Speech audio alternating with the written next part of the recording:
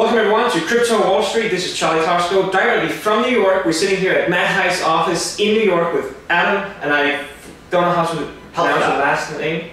Adam Helfgott. Helfgott. Helfgott, yeah. Helfgott, there you go. And we're going to talk to Adam today about MadHive and how they're operating their business here and the future for them as well, and their token as well. Thank you so much. So just tell me a little bit about what MadHive is actually doing. Yeah, so MadHive is a privacy-first ad tech platform where it's a decentralized applications that runs on a new protocol other than OpenRTB, which is the current ad tech protocol, to deliver great advertising to brands and consumers that is privacy compliant for consumers. I see. And so, to make it very clear for the followers here, what kind of problem is it that MadHive is solving, and how do they do it? So there's a few problems all at once from different actors, right? So for the easiest one to kind of start with is that for every dollar spent on advertising, mostly in the digital ecosystem, about 20 to 40 cents, depending on a few factors, actually ends up in the pockets of the publishers. And so that 60 cents in the middle, that take is happening for generally producing like ad targeting or services to help facilitate the buyer of the ad to get to the consumer they want. And it's one of the only businesses left where the percentage of the overall transaction is going to commodity software. So the equivalent would be if Salesforce, is working with Exxon, and Exxon sells an oil deal, Salesforce doesn't take a percentage of that deal, right? They simply get a SaaS fee for software. Yeah. And so you're basically cutting out the middleman. We're cutting out, or we're repricing the middleman. Replacing replacing and repricing, where we're creating a layer of competition between them all.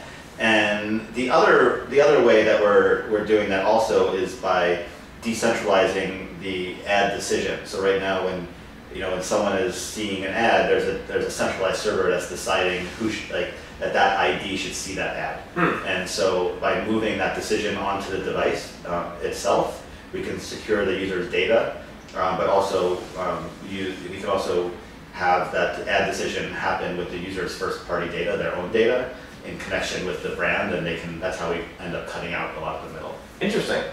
Yeah, like a lot of not specifically because you were already business before you started going into cryptos, but there is a lot of ICO companies as well that are definitely focusing on cutting out or replacing the middleman. So that's an interesting aspect as well.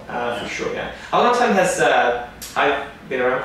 MadHive's been around for about 21 months or so. So we've been around for a while in the blockchain space. Back when we first started and we're entering the market, a lot of the incumbents kind of like laughed at us, or were like, what's this, blockchain, Bitcoin, what do you mean Bitcoins with the, no one really knew what we were talking about.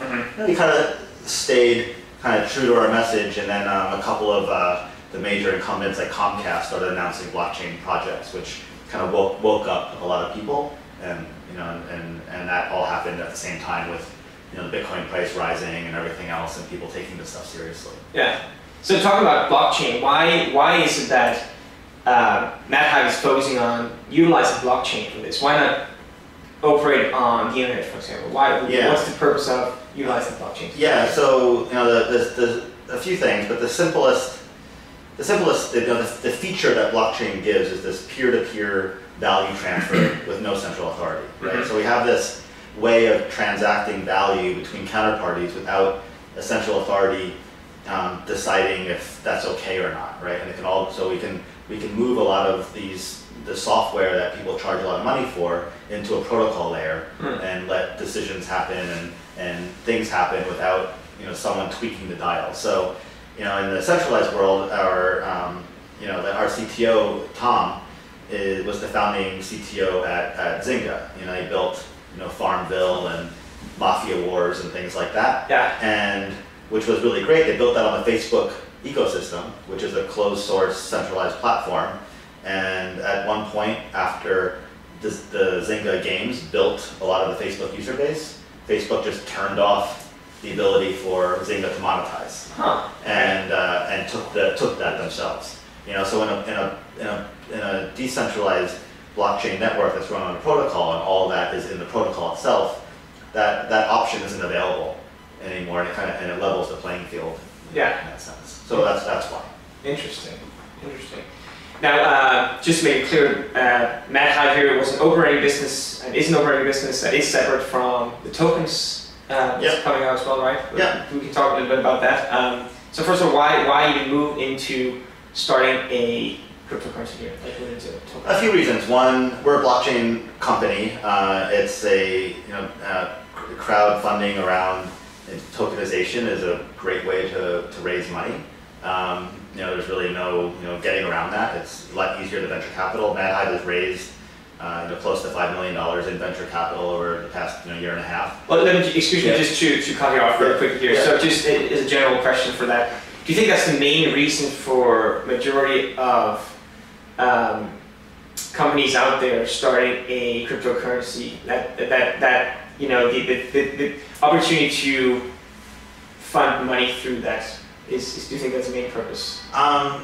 Yes. You think so, yeah? I mean, it's to fund the development of a protocol layer or some sort of application, right? And so that's why a white paper is that product idea, and then people believe in that idea that if that project wins, those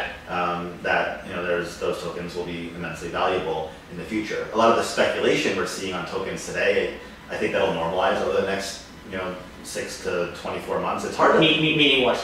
Meaning that the wild speculation of an ICO launching and then it going 100x in value to a $2 billion to $10 billion or $400 million, whatever, to a 10, 20x, 30x, 100x market cap that won't happen as much anymore. As A, there's more projects, but B, investors get a little more savvy, and that's kind of rinsed out. Yeah, I see. So you were also talking about the other reasons for the tokens. Yeah, and the other, I mean, to have a token, you don't necessarily need to do an early token sale to have a token, right? And we've thought about airdropping them and a whole bunch of other things, but having a token in our network, we can do really interesting things we can basically handle micropayments and transact things really quickly, right? And so, like we have this model where devices will talk to our network, our mainnet, and pull machine learning models off of that that are produced by brands and agencies. And in order to get a Sony television set to run a machine learning model, which is part of our model, it's the brand would probably have to pay a token or two or whatever, like a tenth of a penny for that to actually happen. And so that tokenization there works really well to drive incentives and to realign. So now Sony or Samsung can be in the ad tech dollar, and they can maybe give TVs away for free one day. Things like that. I see. That's an interesting perspective. Yeah. So for your token, so you already had your token sale. We had the majority of our token sale. We've saved about a fifth of the tokens to launch with a blockchain that we choose to run on. So we've been researching all of them. We love, and it kind of came down to two, to the EOS blockchain and to Stellar, and we're big fans of both of them.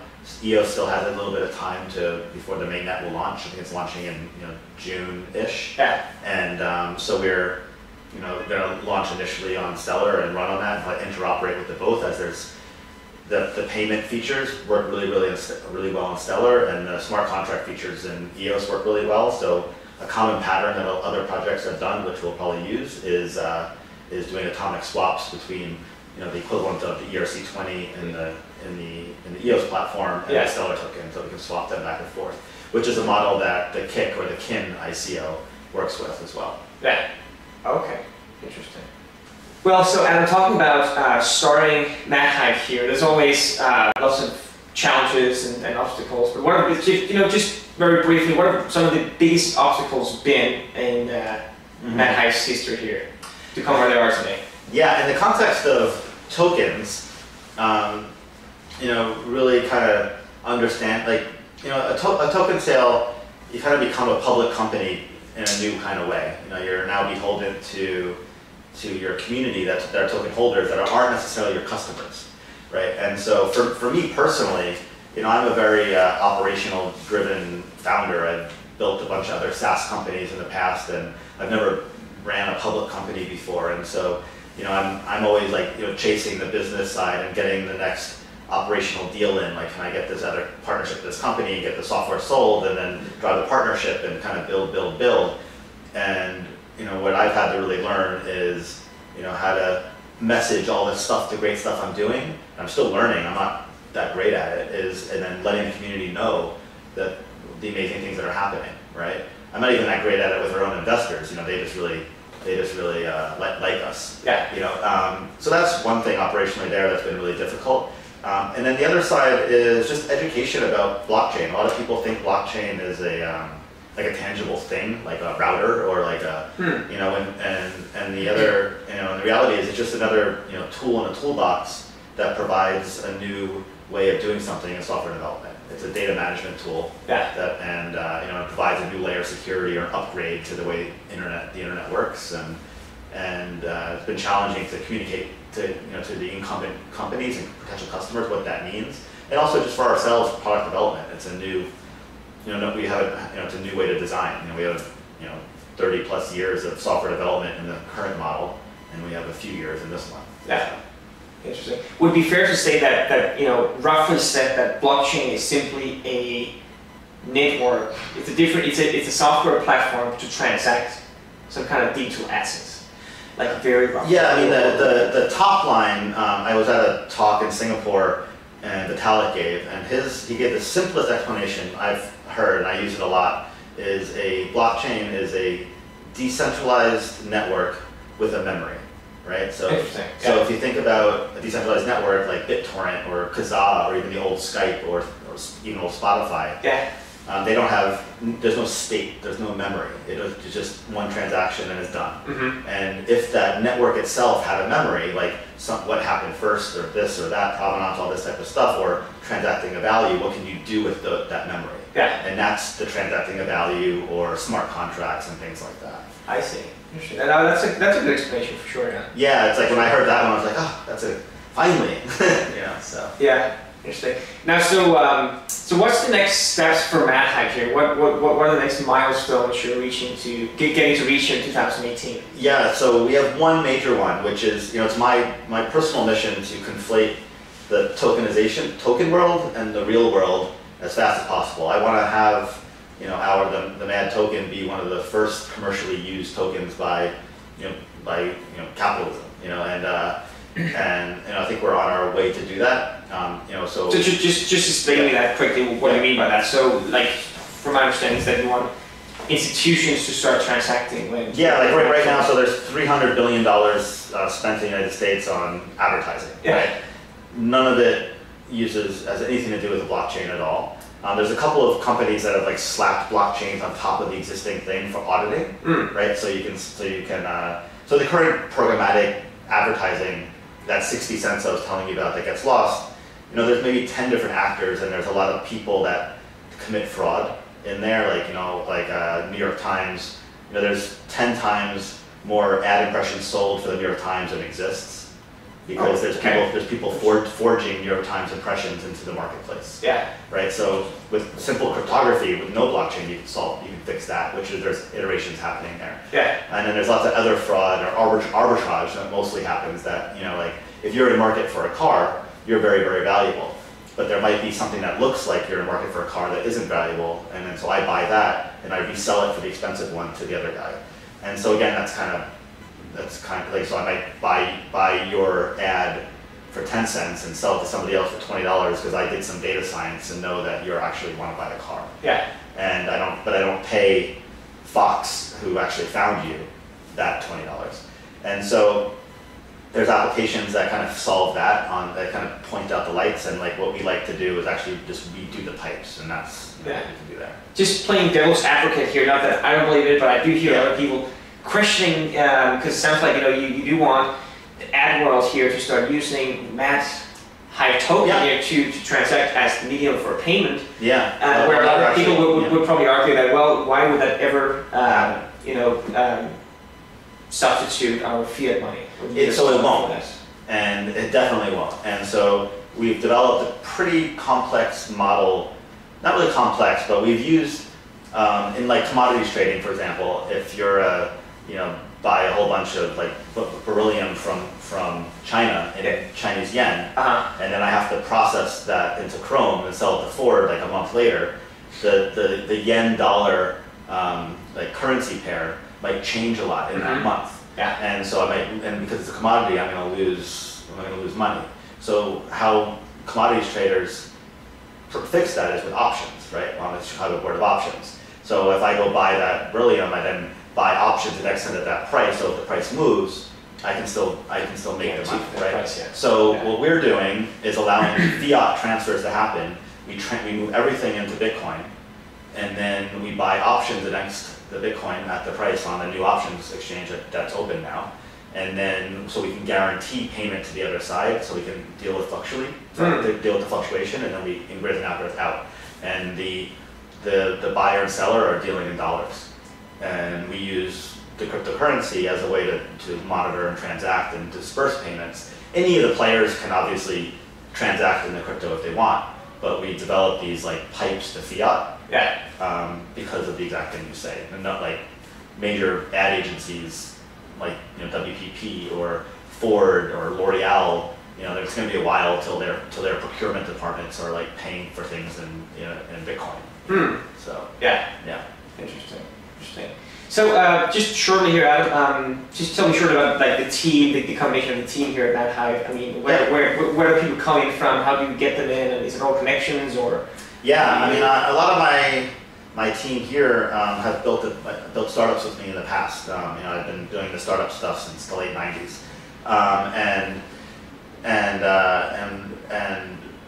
Tom, who you met a while ago, he's the founding CTO at Zynga, and he's great at recruiting technical talent. It's great. We're in an interesting industry in ad tech. There's a lot of ad tech executives and workers that are kind of like tired of the existing market. It's a pretty tired industry that a lot of the major corporations own. They bought a lot of the companies, so people want to work here. And then on the tech side, we have interesting, great problems to solve. So it hasn't been that hard to find people. I mean, it's New York, and so that's good too. We actually have a team in Russia as well that develops a lot of software too. Interesting. But there's with the Russia team, there's about 36 of us. So okay, so good size there for sure. Yeah. So we can't get around that the cryptocurrency market has been taking big hits for the last couple of weeks here, and there's a lot of concerns about it. Some people are saying, no, I'm over it, I'm selling my tokens, I'm out of it.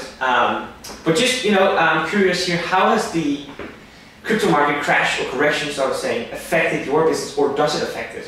It doesn't affect it at all. I think it's a kind of a good thing in a way to normalize the pricing.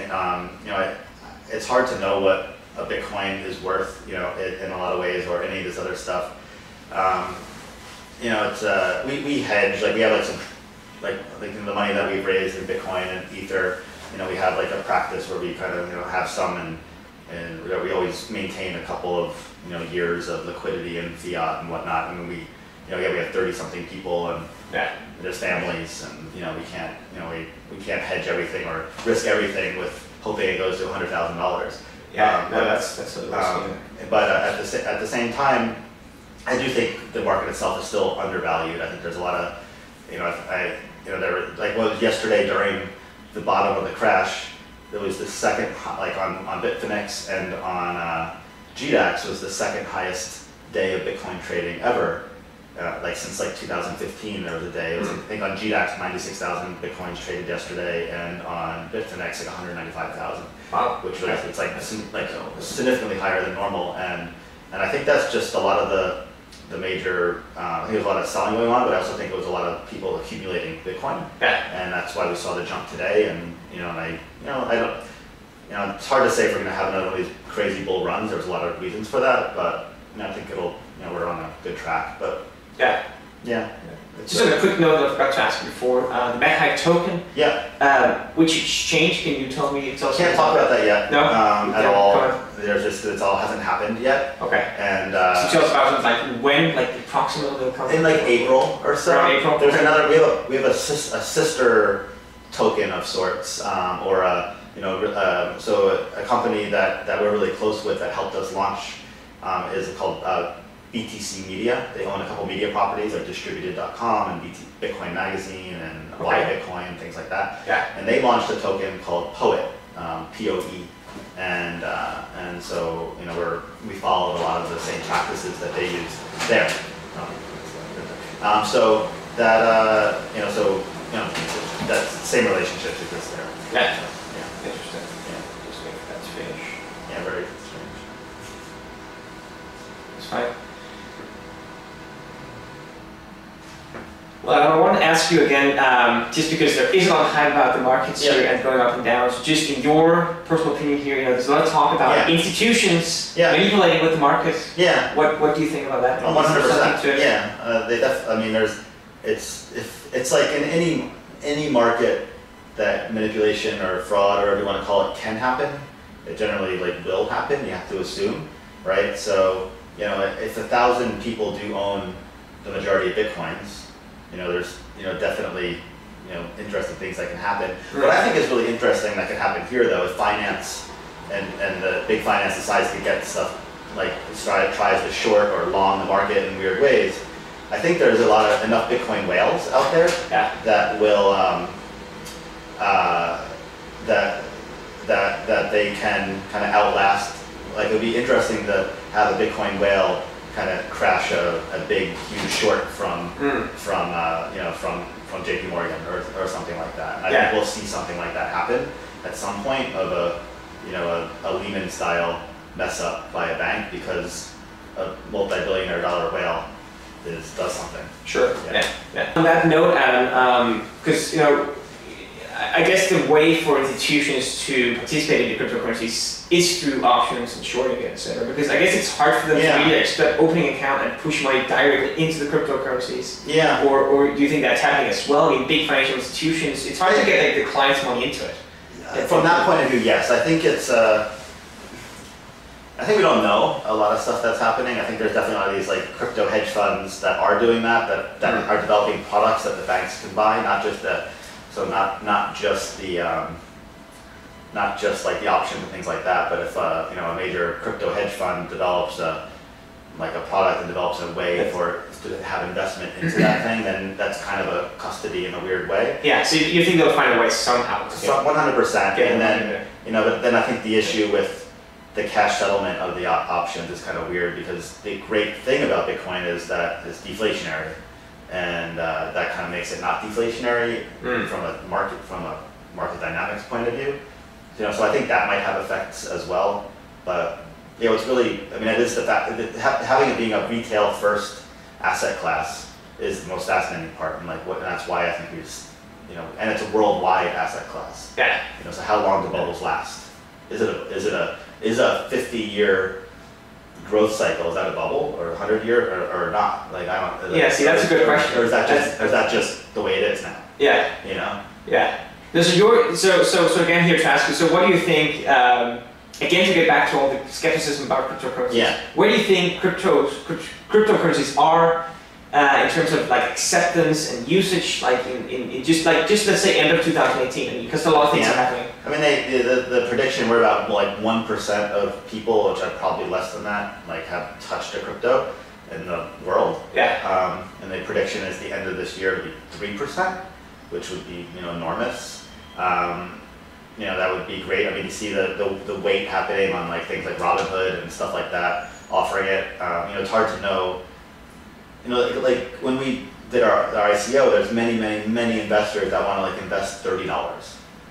So it's far from an institutional trying to make money, right? They have to push in $1 billion to have that make sense. Yeah. Right? And so but I think we'll see some tokens go away.